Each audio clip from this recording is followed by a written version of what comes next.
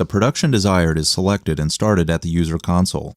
The elevator for the material storage system moves to the correct shelf and picks up a single sheet of material. The sheet of material is transferred to the delivery conveyor. The sheet is moved into the S4 work center via the conveyors.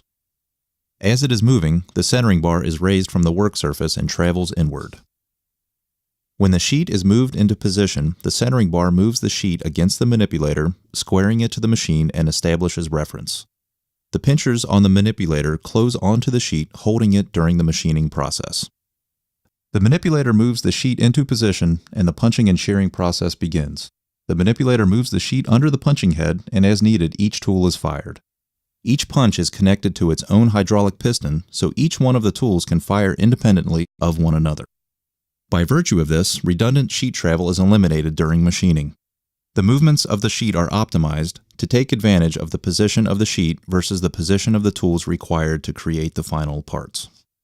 During the punching, the attached right-angle shear is also utilized. Its 20-inch blades are used to make trimming cuts on the perimeter of the sheet or to cut away scrap material between each of the nested parts. Each blade can work in unison or independently. Eventually, the sheet is rotated 180 degrees and reclamped. This is done to allow full access to the sheet. Punching continues until the first part in the nest is ready for release. The sheet is positioned under the right angle shear and the part is cut away from the nest. At this point, it travels out of the S4 work center via the exit conveyor. Upon exiting the machine, the part can be picked up with a stacking device and placed onto a table or continue downstream to the P4 work center.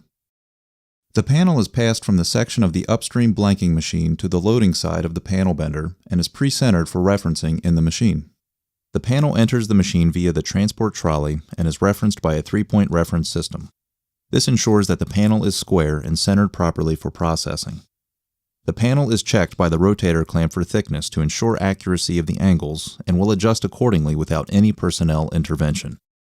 The bending unit is engineered to make positive and/or negative bends with a total combined height of 10 inches.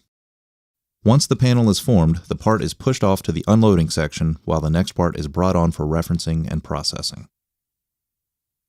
The flexibility and speed of Salvagnini's S4P4 line allow you to produce a large variety of parts in a very short amount of time. The accuracy and repeatability of the machines allows for efficiency gains in your downstream operations as well. For more information, please visit salvagnini.com.